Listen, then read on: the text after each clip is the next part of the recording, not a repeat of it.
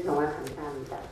오늘 두 강연이 이어질 예정입니다. 첫 번째 강연은 선정규 선생님께서 방금 이제 말씀드렸던 선정규 선생님께서 강강의 시온 초사라는 제목으로 강연을 해주실 거고요. 그리고 두 번째 강연은 홍기 소장님께서 선생님께서 난세 간호 도종 삼국지라는 제목으로 재미난 강연을 두 분의 재미난 강연을 들으실 수 있을 겁니다. 우선 첫 번째 강연을 맡아주신 선정규 교수님의 양력을 말씀드리면서 소개를 좀 드리겠습니다. 선정규 선생님께서는 고려대학교 명예교수님이시고요. 그리고 평생 중국 신화, 문학, 그리고 문화 컨텐츠에 대해서 연구해 오셨습니다. 전 고려대학교 세종캠퍼스 부총장이시고 또 문화 컨텐츠 예술학회 회장이십니다. 이소 장강의 시온 중국 문학사, 장강을 떠도는 영원 구름 평전을 지으신 저자이시기도 합니다. 큰 박수로 강연을 맞아주시기 바랍니다.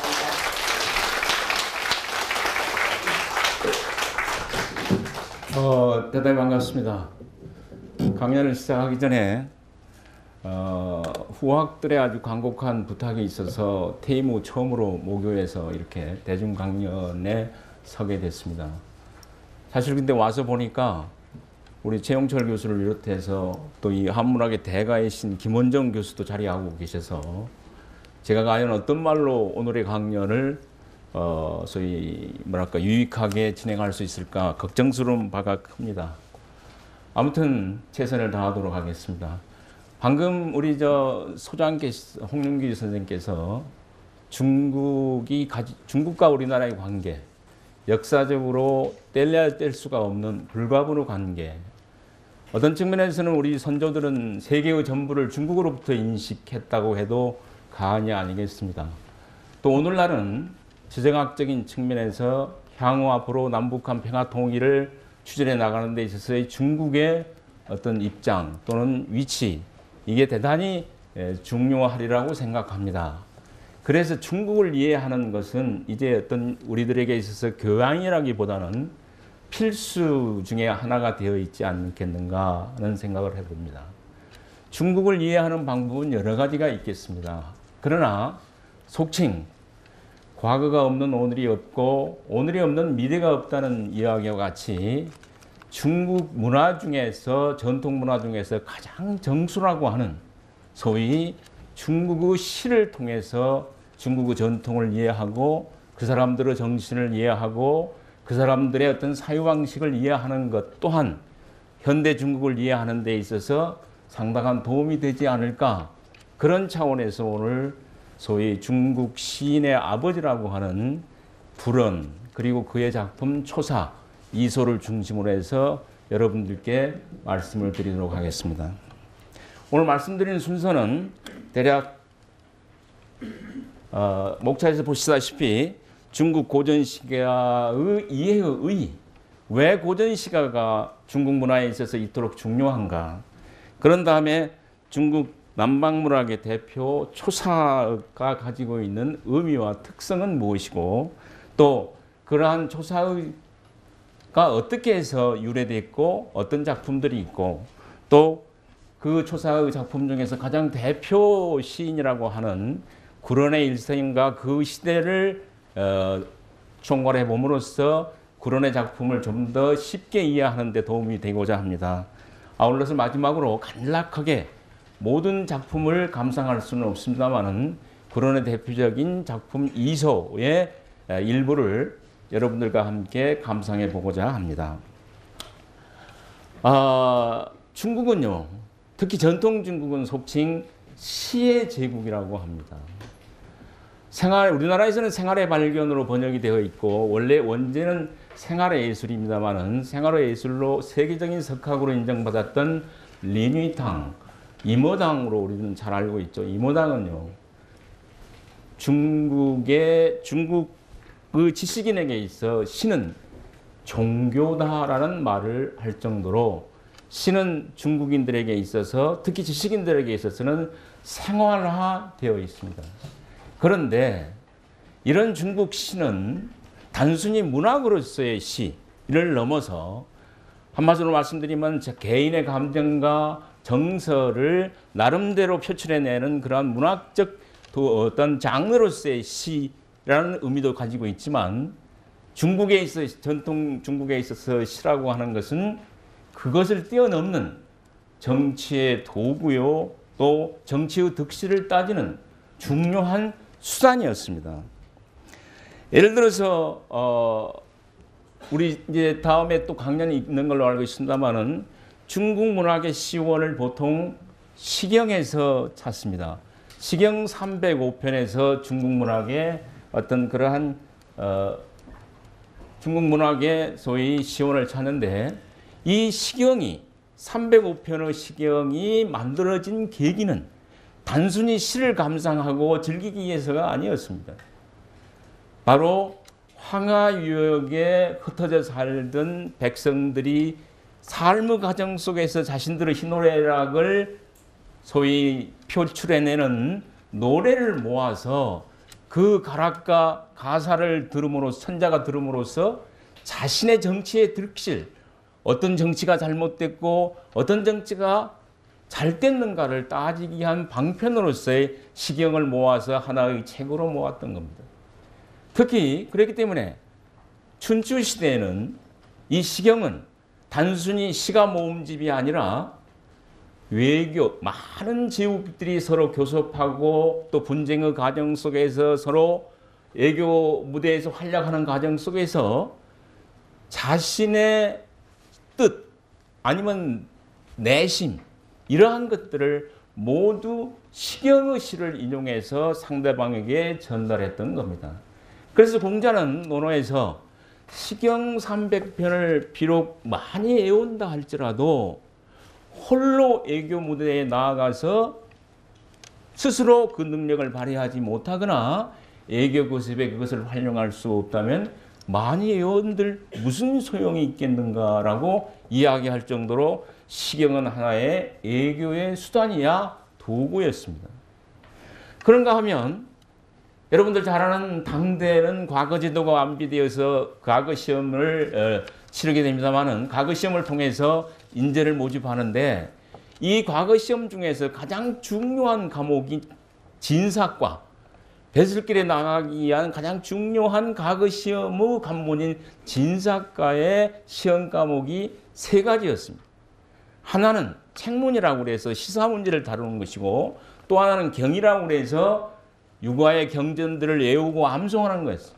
그런데 이 두 가지는 모두 그 답이 거의 천편일률적으로 정해져 있기 때문에 변별력이 전혀 없었습니다.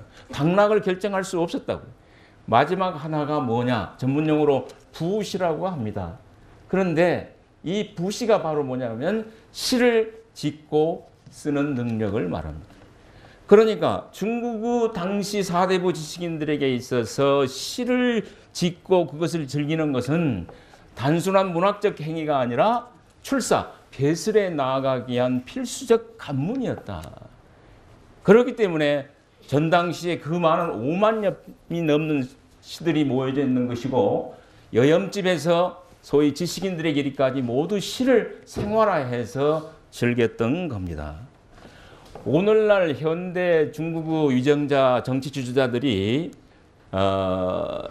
기자들과 소위 인터뷰를 할 때나 외국 어떤 사절들과 소위 서로 토론을 할 때 아주 일상적으로 고전 시가를 인용해서 자신의 숨은 내면의 뜻을 표출하거나 전달합니다. 사실 기자 생활하면서, 중국에서 기자 생활하면서 이런 고전 시가에 대한 이해가 부족하면 중국 위정자 지도자들이 무슨 생각을 하고 있는가를 이해하기 어렵습니다. 이것은 바로 제가 방금 말씀드린 시경으로부터 이어져 오는 오랜 전통이 축적되어서 오늘날 현대 위정자들도 그러한 것을 정치적으로 활용하고 또는 소위 이용하고 있다, 이렇게 이야기를 할 수 있습니다. 그렇기 때문에 이러한 중요한 의미를 가지고, 문화적으로 정치적으로 중요한 의미를 가지고 있는 시가는 시경과 초사라고 하는 두 발원지, 두 시원에서 비롯돼서 마침내 당대의 당시로 승화되어서 중국 문화의 정수로 자리매김됩니다. 만약 시경과 초사가 없었다면 중국 문화의 정수 중의 정수, 결정 중의 결정이라고 하는 중국 당시의 세계는 열리지 않았다고 하는 것이 정설입니다. 그렇기 때문에 시경과 초사를 이해하는 것은 어떤 측면에서 중국 문화의 시원을 이해하는 것이요, 아니면 중국 문화의 근원을 탐색하는 그런 작업이기도 합니다. 오늘 초사를 통해서 소위 시경은 이제 다른 스님께서 말씀을 하시리라고 생각합니다만은 초사를 통해서 오늘 중국 문화의 시원 중에 한 측면인 어떻게 생겼는가를 한번 여러분들께서 살펴보시기를 부탁을 드리겠습니다. 자, 그런데 자, 그러면 이제 중국 남방문학의 대표 초사의 의미와 특성에 대해서 말씀을 드리겠습니다. 그런데 우리가 초사 그러면 문자 그대로 해석하면 초나라 말이라는 뜻입니다. 왜 초사라고 그러냐? 그리고 그 전에 먼저 초사에는 세 가지 의미가 있습니다. 시경보다 200년 후에 중국 장강유역에서 발생한 새로운 시의 형식 체제, 시체로서의 초사, 그리고 그렇게 새롭게 등장한 시체를 사용해서 저작한 작품으로서의 초사, 그리고 그러한 작품을 한데 모아놓은 책 이름으로서의 초사를 동시에 가지고 있다. 세 가지 의미를. 그런데 일반적으로 초사 그러면 소위 작품으로서의 초사를 흔히 일컫습니다. 근데 왜 초사라고 했느냐? 이게 무슨 말이냐? 4,000년 가까운 중국 문학사 장르 중에서 하나의 제후국의 명칭을 붙여서 중국 문학의 장르를 명칭하는 것은 유일하게 초사밖에 없습니다. 한부라고 하는 말을 씁니다만 그거는 장르 이름이 아니로 한대의 부라는 의미를 줄여서 하는 말이기 때문에 그건 별개의 것입니다. 바로 초사에 등장하는 모든 지명과 산물이 초나라 고유의 것이고, 더 중요한 것은 초나라 언어, 초나라 음악을 배경으로 만들어진 것이기 때문에 그것을 초사라고 합니다. 다른 말로 말하자면 초나라의 향토 지방문학이라는 뜻입니다. 이건 왜 이렇게 초나라의 문학을 향토문학이라고 하느냐? 중국의 문화의 발원은 저희 오늘날 하남성, 조금 이따 지도가 있겠습니다만 하남성, 섬서성, 산서성을 중심으로 하는 소위 우리가 흔히 중원이라고 불리는 소위 북방 지역이 근원입니다. 그리고 초나라는 그러한 중원에서 아주 멀리 떨어져 있는 변방입니다. 그렇기 때문에 지방이라고 부르고, 여러분들 잘 알다시피 오늘날도 마찬가지입니다만 고대의 중국은 지리적으로의 남북의 차이, 언어적으로의 각 지역에 따른 차이가 심각했습니다. 오늘날도 솔직히 말씀드려서 오늘날은 모두 표준어를 구사합니다만은 오늘날도 베이징에서만 나서 베이징 토어만 구사하는 사람과 상하이에 나서 상하이 토어만 구사하는 사람이 서로 만나면 언어 소통하기가 조금 어렵을 정도로 방언이 특색화되어 있고 고착화되어 있는 게 중국입니다. 워낙 넓은 땅에 많은 인구가 살다 보니까 그렇게 되겠죠. 그런데 중요한 것은 이 중국 문화는 남과 북, 장강을 중심으로 하는 남쪽, 그리고 우리가 잘 아는 황하를 중심으로 하는 북쪽이 현저한 차이를 가지고 있습니다. 잠깐 초사에 벗어나서 다른 이야기를 잠깐 드리자면요. 세계 문명의 문명사를 이끌던 많은 나라들이 있습니다. 중국이 있었고, 메소포타미아, 이집트가 있었고, 그리고 또 그리스가 있고 등등 많습니다. 그러나 3,000년, 4,000년의 고대의 문화가 오늘날까지도 고스란히 이어져 온 것은, 그리고 영속되어 온 것은 오로지 중국밖에 없습니다. 여러분 그리스에 가보셨겠습니다만 고대 서양 문화의 근원이라고 할 수 있는 그리스는 고대의 그리스와 현대의 그리스가 전혀 다른 모습입니다. 그러나 중국 문화는 그 영속성으로 인해서 과거의 중국과 현대의 중국이 서로 맥을 같이 하고 있습니다. 일례로 한자. 메산자는 과거에도 메산이었고 오늘도 메산입니다. 사람인, 과거에도 사람인자로 형태로 썼고 사람이라고 지칭했고 그리고 오늘날 의미도 똑같습니다. 오늘날 현대 중국인들이 3000년 전 시경을 물론 어렵기는 하겠습니다만 그대로 이해할 수 있는 것은 이러한 문화의 영속성 때문에 그렇습니다. 그런데 왜 이렇게 영속되었느냐? 남북 문화가 현저한 차이가 있었고 그 남북 문화가 서로 교류하고 경쟁하고 서로 각축을 벌리면서 수천 년을 이어져 왔기 때문에 생명력을 가졌다는 이야기입니다. 자체적으로 외국 문화를 받아들이지 않고도 외국 문화의 충돌이 없어도 중국은 중국 내에서 자생적인 자국의 문화를 일구고 그것을 계속해서 이어왔다는 겁니다. 그런데 그만큼 중국의 남과 북은, 북과 남은 문화적으로, 학술적으로, 언어적으로, 인정적으로 모두 풍속적으로 모두 다릅니다. 시경은요. 시경은 서주 초기, 그러니까 춘추 중엽이라고 흔히 서주 초기부터 춘추 중엽까지, 그러니까 BC 11세기부터 대략 BC 6세기 약 500~600년 동안에 황하유역 주변에서 거주하던 민간인들이 부르던 노래를 아까 모두에 말씀드렸죠.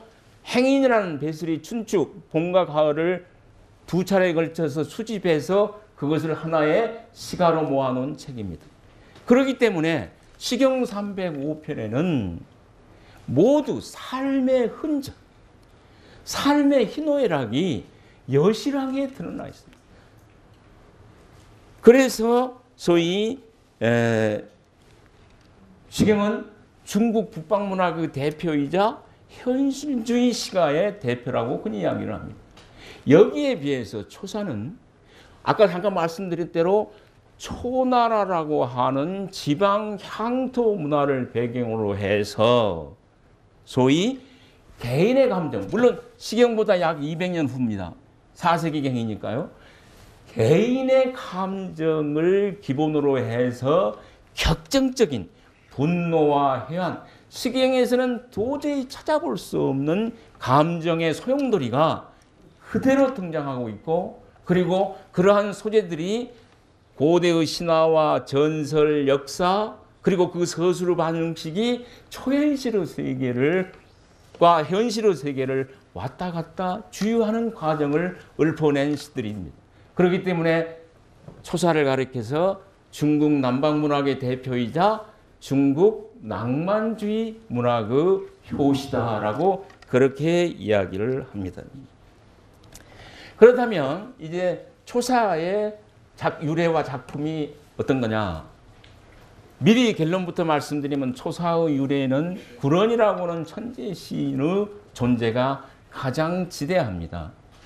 시경 이후 200년, 약 BC 4세기 전후에서 출현한 시체입니다마는, 그러나 구런의 절대적인 어떤 천재성에 의해서 지어진 시들이지만 그 배경에는 어쩔 수 없이 북방 중업 문화의 영향. 왜?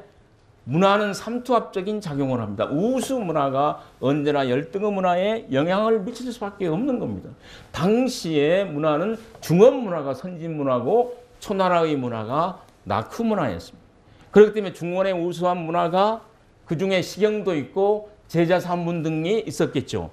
이러한 것들이 초나라에 전승되었고 그것을 받아들인 배경이 되었습니다. 그리고 또한 중요한 것은 남방 톡창 문화의 개선. 초나라는요, 많은 문헌에서 이야기하다시피 가장 중요한 종교적 행위가 샤머니즘, 무속이었습니다. 귀신을 섬기고 제사를 지내는 것이 일상화되어 있었습니다. 국가의 제사도 있고 개인의 제사도 있습니다. 그러면 제사를 지낼 때는 고대의 제사에는 반드시 가무와 음악과 가사가 따라 있었습니다. 제사가 성행하면 성행할수록 시가 많이 지어졌고 음악이 많이 창작되었던 겁니다. 이게 초사를 만들어낸 하나의 배경이 됩니다. 그리고 또한 황하와 장강유역은 오늘날 중국을 유행해 보신 분들은 대부분이 아시겠습니다만은 장강유역은 천혜의 땅입니다. 요즘도 위미지향, 그러니까 어미지향, 다시 말해서 물산이 풍부하고 생선이 풍부하다 그래서 어미지향이라고 그럽니다만은 동정호, 요새 뭐 계림, 뭐 소주, 항주, 중국의 명승, 자연 명승은 거의 대부분 장강유역에 보진하고 있습니다. 여기에 비해서 황하는요, 그야말로 인간이 살기 어려운 땅입니다. 아무리 농사를 지어도 황하의 홍수가 한번 몰아닥치면 하루아침에 모두 쓸어가 버린 그 항토 벌판에서 자연과 투쟁 속에서 만들어낸 문화가 황하 문화입니다. 그렇기 때문에 현실적이고 이성적이고 그리고 적극적일 수밖에 없었습니다. 여기에 비해서 초사는 중국의 남방 풍광을 중심으로 해서 만들어진 그러한 문화입니다. 그렇기 때문에 자연이 시인의 기질에 영향을 미쳤고 그 시인은 그러한 아름다운 풍광 속에서 낭만적 정서가 함양될 수밖에 없었던 겁니다.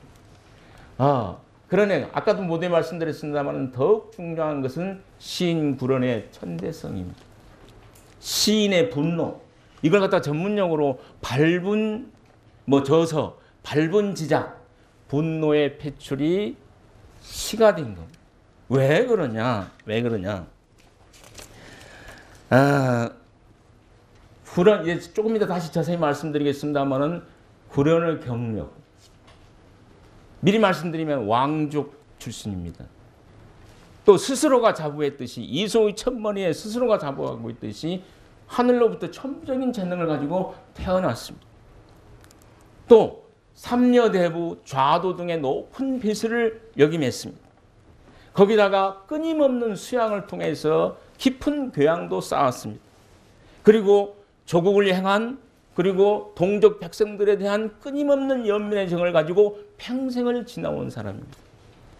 이러한 개인적, 주관적 소위 하나의 분위기와 당시 전국시대의 초나라를 중심으로 벌어졌던 시대적 상황, 이것이 서로 변증법적으로 서로 융합되어서 만들어진 것이 바로 초사라고 하는, 특히 이소라고 하는, 천문이라고 하는, 구장이라고 하는 그러한 작품들입니다. 자세한 것은 조금 이따 다시 이소를 이야기하면서 더 부연해서 설명드리도록 하겠습니다.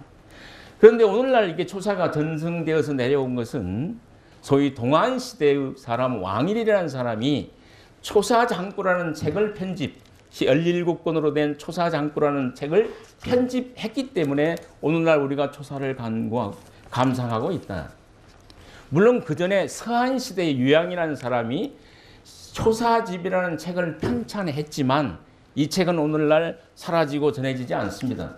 왕일이 이 초사집에 근거해서 자신의 작품을 보태서 초사장구라는 책을 편찬해서 냈기 때문에 오늘날 그 책이 지금까지 전승돼서 초사의 면모를 우리가 지금도 살펴볼 수 있는 겁니다.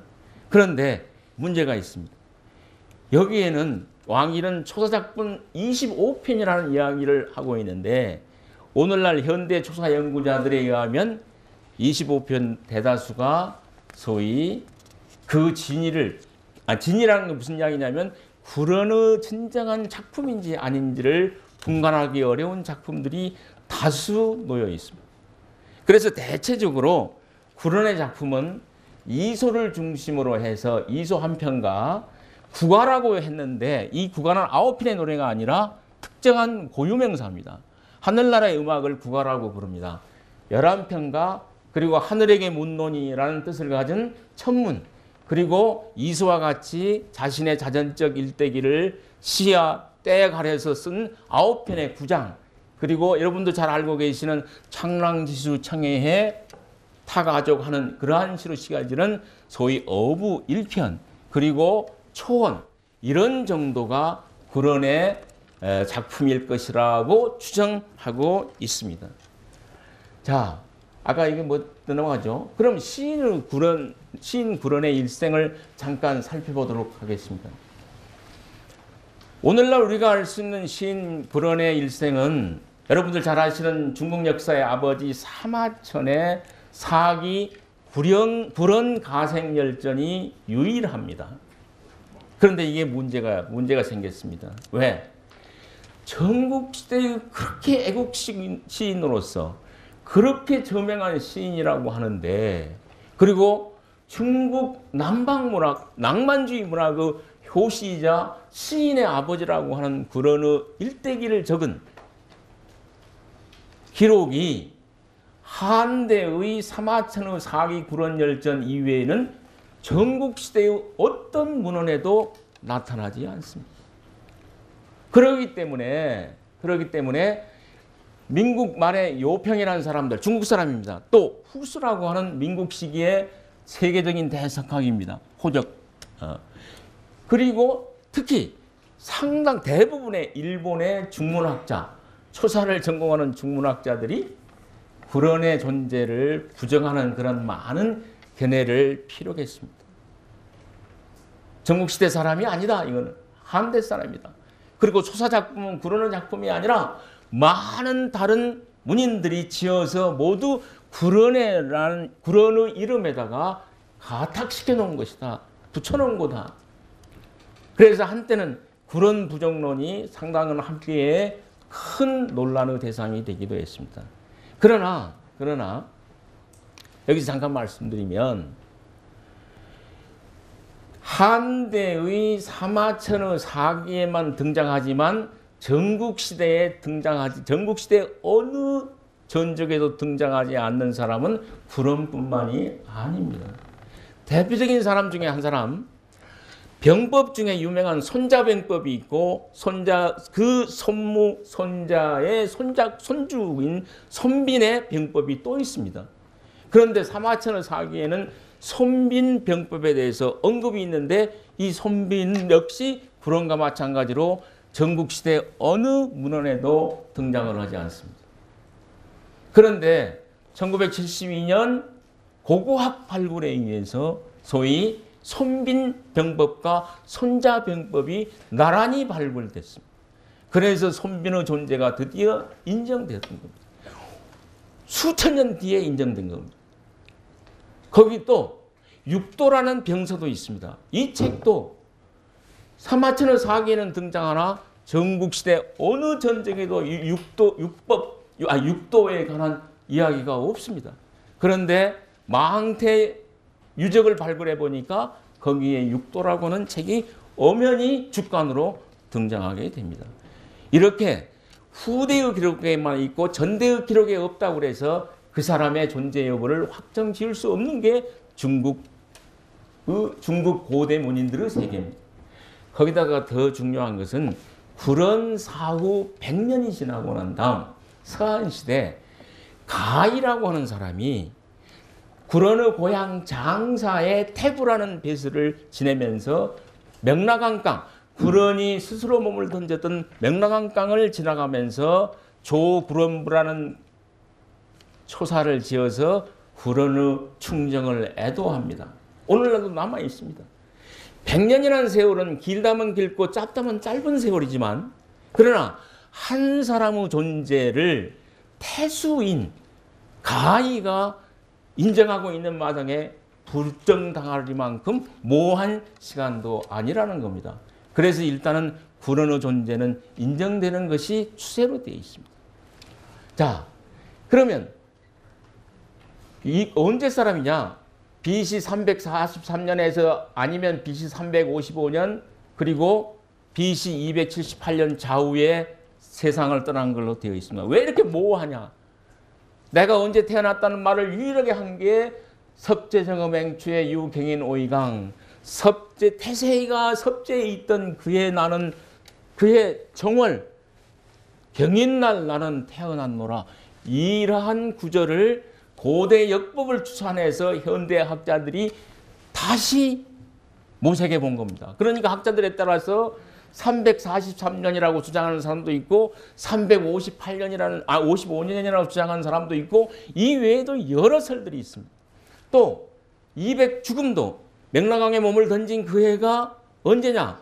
이 해는 회사라고 하는 절명시를 짓고 난 다음에 몸을 던진 걸로 정설로 되어 있습니다만은 회사를 지은 해가 278년인지 268년인지 298년인지 모호합니다. 그래서 추정만 합니다. 대략 60여 세, 많이 살았으면, 더 오래 살았으면 70여 세를 살았던 사람이다. 이렇게 이야기해요. 이소에 따르면 이름이 평이요 초나라 국왕과 동속인 왕족 출신, 아까 말씀드렸죠? 자도의 배설을 지냈다. 자도는 어떤 배설이냐? 초나라에만 있는 배설입니다. 내정과 외교를 총괄하는 임금 다음에 높은 자리입니다. 3년, 그런데 3년 다음은 언제 했느냐? 임금의 신임을 잃고 추방당하고 된 뒤에 마지막에 지낸 배설이 삼려대부입니다. 삼려대부는 뭘 간직하는 데냐? 왕족 출신의 소위 왕족 출신의 젊은이들을 교육하는 선생 역할을 하는 것이 삼려대부입니다. 그래서 어부사에서는 그대가 삼려대부 아니뇨 하고 나오는 겁니다. 자, 회왕 때와 경양왕 때를 살았던 사람인데요. 그런데 안타깝게도 그렇게 신이 왔던 회왕이 무능했기 때문에 충신을 알아보는 눈을 갖지 못했기 때문에 참속군들, 간신배들의 참속군들의 소위 영향을 받아서 군원을 멀리하고 드디어 강북 지역으로 추방을 시켜버립니다. 또 그리고 회왕은 진나라에 전쟁을 벌이다가 진나라의 포로가 되어서 진나라에서 죽습니다. 그리고 그의 장자인 경양왕이 즉위합니다. 경양왕 역시 잠시 군원을 불러들여서 중임을 맡겼다가 다시 간신배들의 농간에 의해서 이제는 강남 땅으로 유배를 당합니다. 강남 땅을 유배하면서 장사로부터 맥락강에 이르는 긴 강남 권역을 헤매다가 마침내 소위 맥라수, 장사북으로 맥라수에 이르러 투신을 하고 맙니다. 그리고 이 구런이 투신한 지 반세기 정도 되는 BC 223년 초나라는 진나라에 의해서 멸망합니다. BC 221년이 진시황이 중국의 천하를 하나로 통일한 해입니다. 통일 1년 전에 소위 초나라는 멸망합니다. 그러니까 왜 이야기를 굳이 하느냐? 구런은 머지않아 멸망할 조국의 함렬에 대해서 끊임없이 분노하고 그리고 슬퍼했던 겁니다. 제가 이거 서툴러서 자꾸 다른 데로 넘어갑니다. 이거 반대 거꾸로 넘어갔대. 자. 그런데 이제 여러분들한테 하나 좀 상식의 선에서 여러분들이 하나 생각해 두셔야 될 게 있습니다. 이 구런의 죽음과요, 단오절과 연관을 짓는 경우가 많습니다. 단오절의 유래, 음력 5일이 곧 우리 또 단오절이죠. 음력 5일이 단오절인데요. 단오절의 유래설이 여러 가지가 있는데 그 중에 하나가 구런의 죽음과 연관된 겁니다. 즉 무슨 이야기냐? 구런이 명나수에 몸을 던지고 난 다음에 충신 구런이 스스로 자결했다는 소식을 들은 명나수 주변의 백성들이 앞다투어 달려와서 구런의 시신을 건져내기 위해서 배를 서로 다투어서 저어 나가서 구런의 시체를 찾는 데서 오늘날 단오절이면 남방 지역에서 반드시 거행하는 용주, 용배놀이, 강심에 깃발을 꽂아놓고 여러 가지 배를 몰고 가서 누가 먼저 그 깃발을 뽑는가 하는 경주입니다. 단오절에 반드시 합니다. 이거 유래가 됐다는 것과 그리고 중국 남방에서 단오절이면 반드시 먹는 음식이 있습니다. 쫑주라고 합니다. 쫑주는 갈대잎과 같은 넓은 수초에다가 찹쌀이라든가 고기라든가 대추라든가 밤이라든가 이런 것을 넣고 소위 찐 음식입니다. 단오절날 반드시 먹는 겁니다. 이 쫑주의 유래가 충신 물에 몸을 던진 충신 구런의 몸을 시신을 고기들이 뜯어먹지 말고 대신 이 쫑주를 먹으라 해서 빚어서 던졌다는 그런 데서 유래한 음식입니다.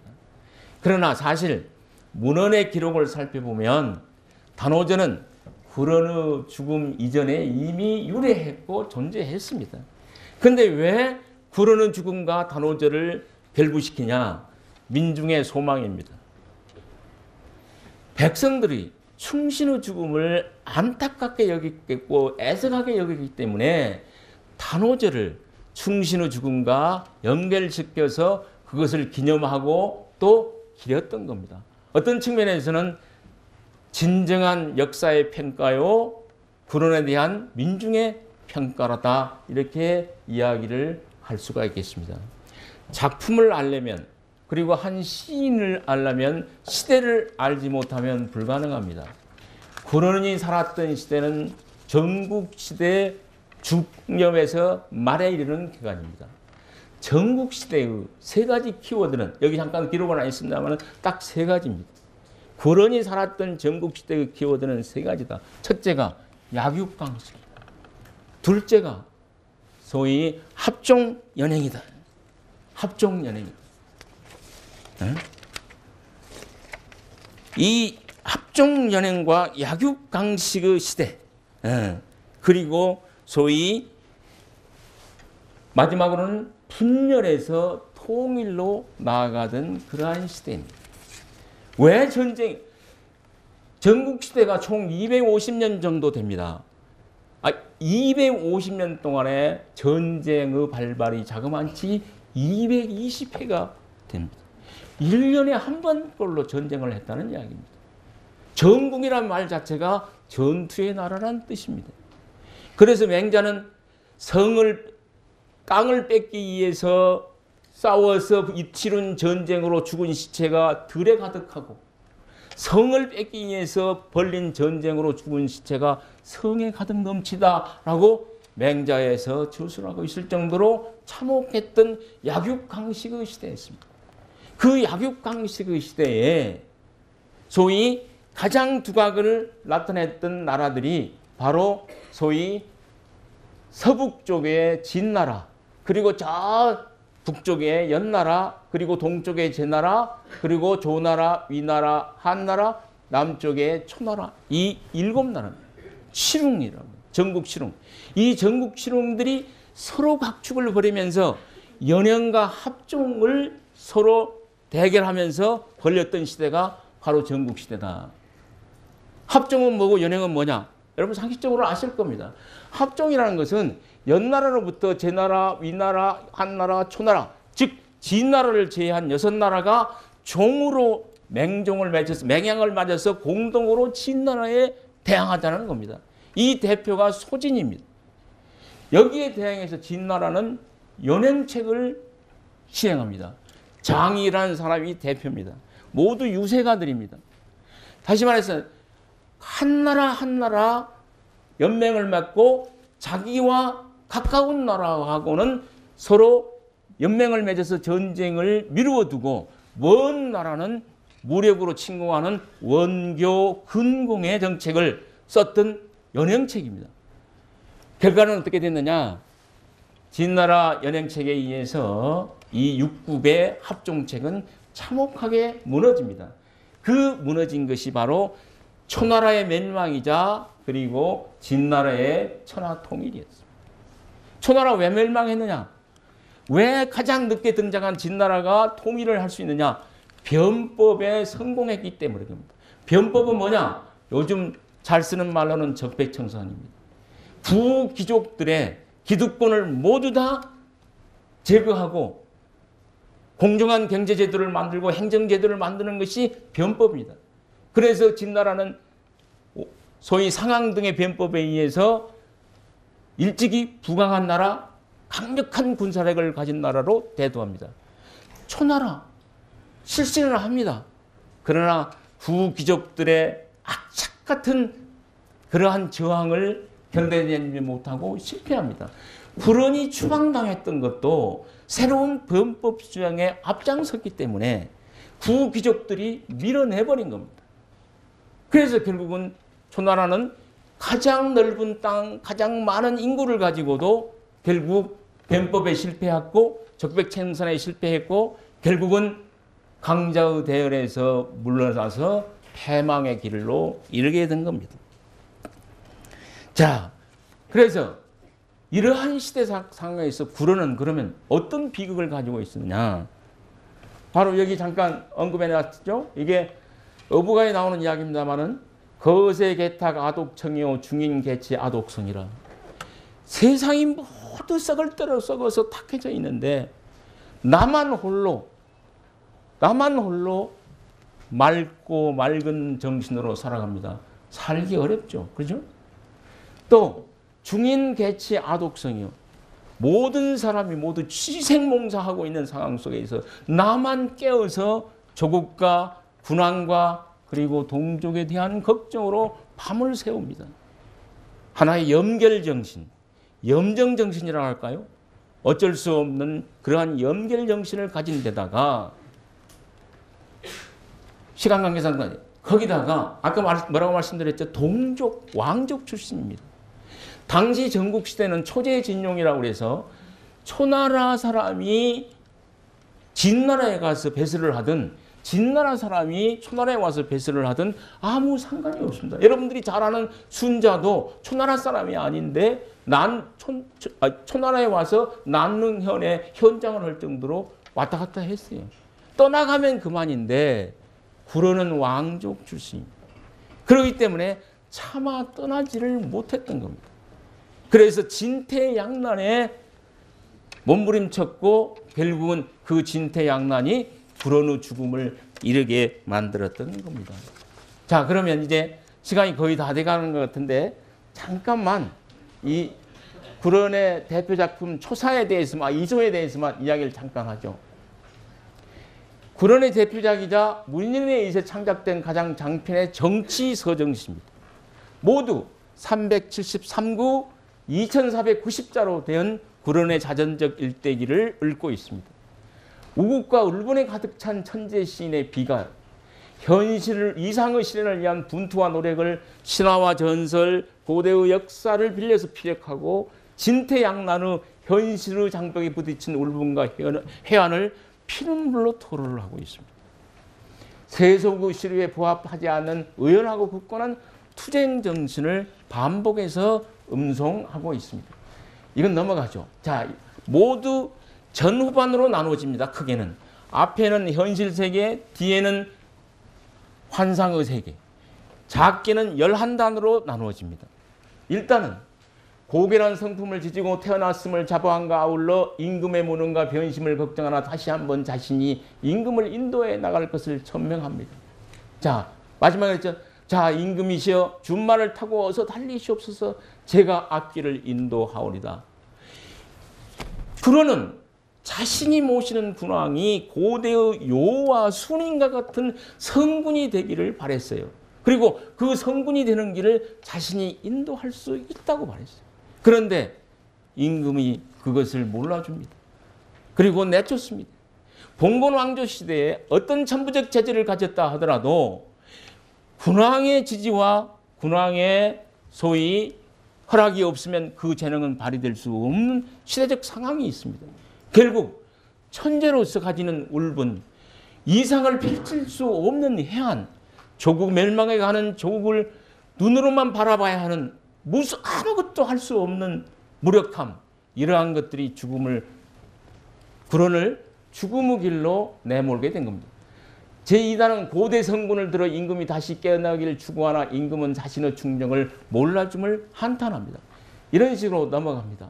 자, 또 동랑지제를 육성해서 조국의 부흥을 고대하나 모두 시를 쫓아 초심을 버리고 마는 데 대한 안타까움과 자신만은 고결한 정신을 지켜가겠다는 다짐을 하기도 하고요. 또 9번 고쳐 죽을 줄라도 어둠의 현실과는 타협하지 않겠다는 강인한 의지를 거듭거듭 피력해냅니다. 또 세상에서 물러나 다시 수련의 길을 가나 초지는 결코 변함없을 것을 다시 한번 재천명하기도 하고, 너희 여수가 천국을 떠나라. 왜 너 같은 인재가 이 나라에, 너를 알아주지도 않는 이 나라에 남아서 그 고초를 당하느냐. 떠나라 제발. 그러나 충정을 지키다 죽어간 옛 성현들의 애를 들면서 떠날 수 없다고 강국하게 하소연합니다. 순임금 앞에 나아가서 내 뜻이 옳은가요? 나의 행동이 당신의 뜻과 같은가요를 묻습니다. 그리고 스스로 깨닫습니다. 나는 나의 길을 가는 것이 나의 정도다. 자, 그리고 이제 마침내 자신을 알아주기는 세상을 하늘나라에서 찾아갑니다. 천상세계를 주유하기 시작합니다. 그러나 안타깝게도 천상세계에서도 불어는 받아들여지지 못합니다. 그러자 다시 수많은 전설의 여인들을 찾아서 하나가 되기를 고대하면서 여행을 계속합니다. 어느 여인 하나 불언을 받아주지 않습니다. 않습니다. 그래서 점쟁이 영분에게 점을 칩니다. 내가 떠나야 되느냐 말아야 되느냐. 영분이 떠나라 너 같은 재주 있는 자 세상 어디 간들 쓰임이 없겠느냐. 제발 떠나라. 그러나 떠나지를 못합니다. 또 믿음지 못해서 무함이라는 더 높은 점쟁이에게 점을 칩니다. 무함 역시 떠나거라. 왜 떠나지 못하느냐. 결국은 무함의 점을 따라서 떠날 것을 결심합니다. 자, 그래서 상하구색이 나오죠. 이게. 그리고 영분의 결점을 따라 하늘에 올라 주유를 시작하나 천상에서 고향을 보고 결국 더 나아가지를 못합니다. 자, 여기 나옵니다. 햇빛 찬란한 하늘로 올라가는데 문득 고향이 내려다 보이네. 시종들도 슬퍼하고 내 말도 그리운 듯 머뭇머뭇 돌아다 보며 나아가지를 못합니다. 떠나기로 결심을 하고 천상의 세계를 달려나가는데 햇빛 찬란한 서역땅을 향해서 달려가는데 발밑으로 멀리 내 고향 땅 초나라가 보입니다. 결국 돌아가지 못합니다. 떠나가지를 못합니다. 그리고 마지막 이제 난사는 악장의 마지막 부분을 가리켜서 하는 말입니다. 나날 이제란 말은 그만두고 잤구나. 이제 됐다. 모든 것이 끝났다. 이런 뜻입니다. 국무인 마가지에 나라 안에 나를 알아주는 이 여건을 우아해호 고도요 내 어찌 또 고국을 그리워하겠느냐. 기막조 겸이 미정에 이 미정 나와 더불어서 아름다운 정치 요순시대과 같은 그러한 아름다운 정치를 함께 베풀 사람이 나라 안에 없거늘 오종장 팽암지소고요. 팽암은 초국 전설적인 옛날 충신이었다가 역시 강문에 몸을 던진 신화적 존재입니다. 팽암이 계신 곳으로 나는 따라가려니 이게 마지막입니다. 결국은 명나수에 몸을 던지게 되죠. 자, 이거 제가 거꾸로 돌리네. 죄송합니다. 저는 이게 대단히 서툴러서요. 이게 자, 거듭 말씀드립니다만 이소는 구런의 대표이자 중국 시가문학을 상징하는 작품입니다. 거의 모든 역대의 중국 문인들, 시인들이 이소를 언급하지 않은 사람은 없다고 해도 과언이 아닙니다. 그렇기 때문에 문인의 수만큼이나 논란도 많습니다. 진위에 대한 논란도 많습니다. 이 끝없는 논쟁의 계속이 바로 이소의 가치를 증명하는 것이라고 저는 생각합니다. 사마천은 이소 구런의 치조를 미루어 생각해 보면 해와 달과도 그 빛을 견줄 수 있다라고 극찬을 했습니다. 아마 구런의 운명과 사마천 자신의 비극적인 운명이 서로 오버랩됐기 때문에 그랬겠죠. 그리고 현대 우리나라에도 많이 번역이 되어 있습니다만 미여 역정으로 유명한 현대 중국 문화 비평가 리러호 이태구는 수천 년 중국 문학 역사에서 예술적 수준에서 이소와 견줄 수 있는 유일한 작품은 홍루몽, 바로 우리 최홍철 교수님의 전공이신 홍루몽 하나밖에 없다라고 이야기를 합니다. 그런데 꼭 강조하고 싶은 것은 구런의 가치는 단순히 새로운 문체를 만들었고 새로운 작품을 썼다는 데 있지 않습니다. 구런의 생명정신에 있다고들 합니다. 구런의 생명정신이라고 하는 것은 바로 그 구런의 생명정신 때문에 구런을 중국 시인의 아버지라고 이야기를 하고 그리고 중국 시인의 정신적 지주라고 이야기를 합니다. 구런이 일생을 통해 시종일관 견지했던 행위들이 중국 역대사에 큰 영향을 끼치게 되어 마침내 정신적 상징으로 승화되었고 민족과 국가에 대한 충정정신, 집요한 이상의 추구와 진리를 견지하기 위한 탐구정신, 그리고 불의의 세력에 용감하게 대항하고 죽어도 굽히지 않는 저항정신, 이것을 구런의 생명정신이라고 이야기합니다. 바로 이 생명정신 때문에 초사의 가치가 수많은 중국 문인 지신들에게 격려와 지지를 보냈던 겁니다. 중국이 위난에 처했을 때, 국가적 인난에 처했을 때마다 시인 그리고 문인들이 구런을 열거하는 것은 바로 구런이 가진 이 생명정신에 있습니다. 또한 더불어서 이러한 생명정신 때문에 우리나라의 문인들도 여기 잠깐 열거했습니다만 최치원 선생이라든가 이색, 이기보, 정몽주, 서거정, 또 조선조의 김시섭, 정철, 윤선도, 박재가 이런 분들 제가 대표적인 몇 분만 열거를 해놨습니다만은 소위 구런의 지조를 흠모하며 초사체 작품을 저작하고 그리고 시조와 가사 문학의 저작에 초사의 영향을 깊숙이 받게 됩니다. 그러니까 구런을 이해하는 것은 단순히 중국 시가 중에 하나를 이해하는 것이 아니라 우리 선인들의 문학 정신을 이해하는 데도 도움이 될 수 있을 것이다. 그런 생각을 합니다. 짧은 시간에 여러분들에게 구런의 낭만주의 시인 구런, 중국 시인의 아버지 구런의 일생과 그의 작품을 모두 하나같이 열렬히 자세하게 설명드릴 수 없음이 대단히 유감스럽습니다. 아마 또 제대로 전달했는지도 모르겠습니다. 아마 지금도 중국 장강 유역을 떠도는 구런의 영혼이 이 사람아 초사를 전공했다면서 이다지도 내 심정을 몰라주나 라고 혀를 끌끌 차지는 않을지 대단히 우려스럽습니다만은 앞으로 기회가 있으면 또 뭐 말씀드릴 수 있을 거라고 생각합니다. 경청해 주셔서 대단히 감사합니다. 고맙습니다. 정말 열정적인 강의를 해주신 우리 선정기 선생님께 다시 한번 뜨거운 박수 부탁드립니다. 선생님, 근데 저희가 질문을 한 두 가지만 받아도 될까요? 예. 네, 시간 관계상 사실은 우리가 앞에 식사를 있고 그래서 10분 정도 늦게 시작한 것을 감안할 때는 아주 시간을 잘 지켜주신 거라고 생각이 듭니다. 그냥 질문 없이 가기 너무 아쉽기 때문에요. 질문을 두 가지를 먼저 받고 대답도 한 번에 해주실 수 있도록 했으면 좋겠습니다. 혹시 궁금하신 점이 있으면 좀 손을 들고 말씀을 해주시면 저희가 마이크를 가지고 가도록 하겠습니다. 궁금하신 질문이 있으신가요? 너무 아쉽지 않으신가요? 질문이 없으시면 제가 왜 초사의 몸을 담아서 이 고통을 겪는가에 대해서 잠깐 소회를 말씀을 올리겠습니다.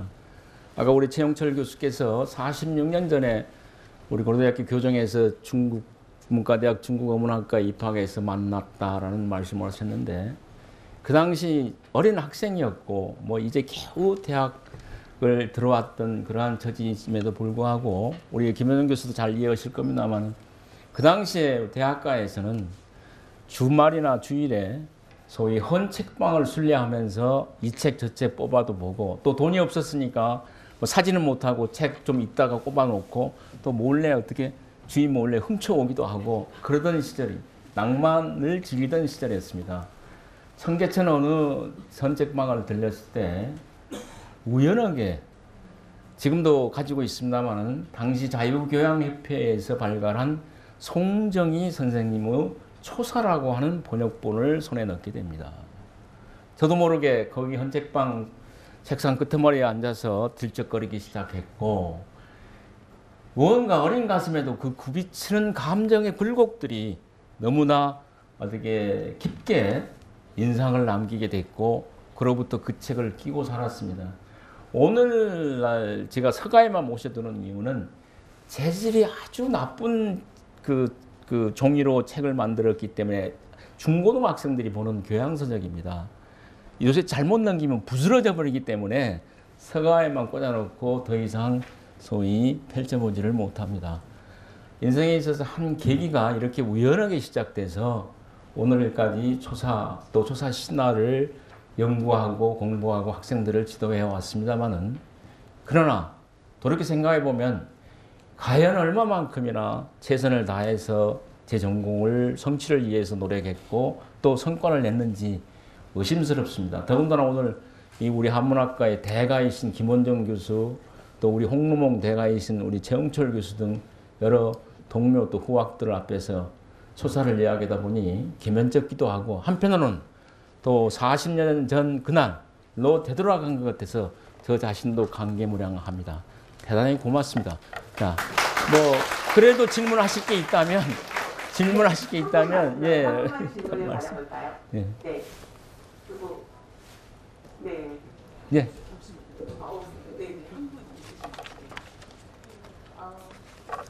중국 시가의 원료인 초사에 대해서 오늘 선생님의 강연 정말 뜻깊게 잘 들었습니다. 한 가지 여쭙고 싶은 게 있는데요. 교수님께서 말씀하시기를 당신의 약육 방식, 합종 연행, 분열에서 통일로 나아가는 시대였다라고 말씀하셨습니다. 또한 250년간 220번의 전쟁이 있을 만큼 굉장히 혼란한 시기라고 말씀을 하셨는데요. 또한 또 초사가 또 낭만주의적이며 신화적인 성격이 강한 그러한 작품이라고 말씀을 해주셨습니다. 이러한 굉장히 혼란한 시기에 왜 이렇게 낭만적이면서 신화적인 이러한 작품이 나올 수 있었는지, 단지 개인의 그런 시대에 대한 회피만이 아니라 또 다른 어떤 시대적인 아니면 종교적인 여러 가지 어떤 배경이 있으면 그것을 조금 더 여쭙고 싶고요. 또한 신화적인 작품이 있다면 선생님께서 몇 가지 소개를 해주시면 대단히 감사하겠습니다. 이 문제는 나보다 우리 송 선생이 더 잘 아실 것 같은데 아마 우리 대중들을 위해서 아마 일부러 질문을 하신 것 같습니다. 중국에서의 낭만주의라고 하는 것은 흔히 말하는 로맨티즘과는 약간 차이가 있습니다.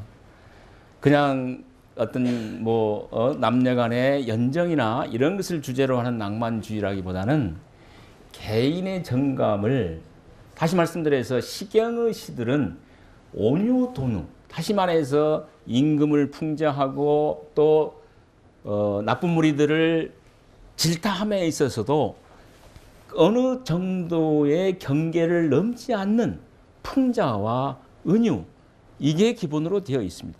그렇기 때문에 어떤 굽이치는 감정의 기복이 아주 평평합니다. 평평하다.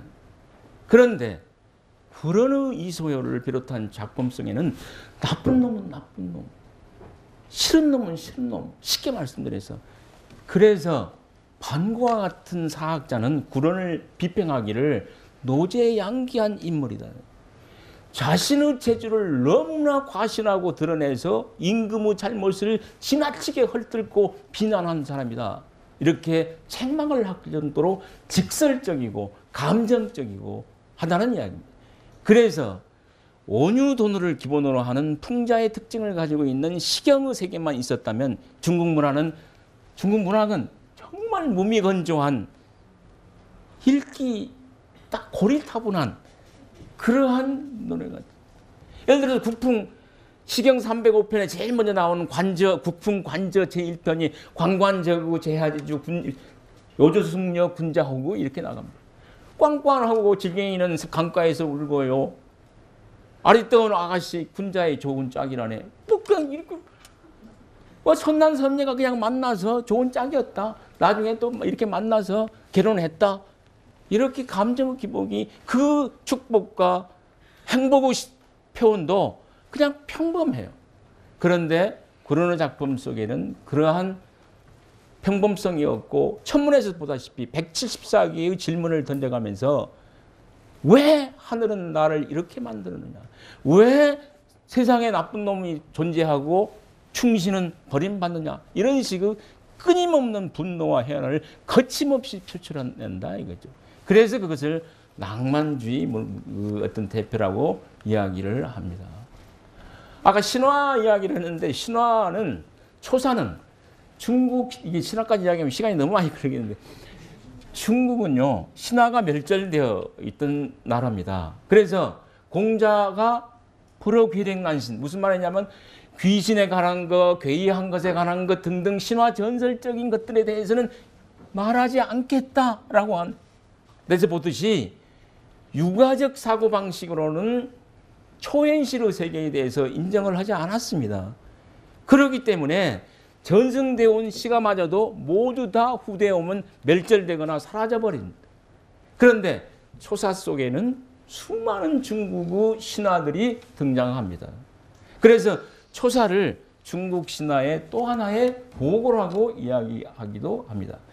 국가 등등은 모두 신화를 가지고 전설을 가지고 노래를 꾸며내는 겁니다. 자, 천문도 마찬가지고. 자, 질문이요. 한번 간단한 거 하나 더 사회과학을 전공하는 사람으로서 저는 이제 인문학을 아주 관심 있게 들었는데요. 그렇다면 그런 그 구런을 리소에서 드러나는 그런 정감이 그대로 드러나는 그것이 다른 초사에서도 드러나는 건가요? 아니면 구런에 비해서 더욱더 잘 드러나는 건가요? 자, 모두 초사에서. 무슨 말씀 알겠습니다.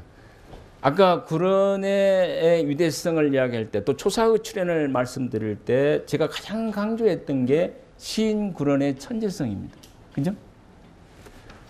제가 말씀드린 이 격정은 다른 작품 초사에는 이소와 같은 그러한 수준으로 농출되지 않습니다. 일례로 순자는 역시 초사체 작품을 저작합니다. 그러나 순자에게는 구런과 같은 시인으로서의 천재성이 없기 때문에 그 작품이 이소에는 전혀 못 미치는 문학적으로 정감적으로 미치지 못하는 작품 세 편을 남기고 있을 따름입니다. 그래서 더 구런이 돋보이는 겁니다.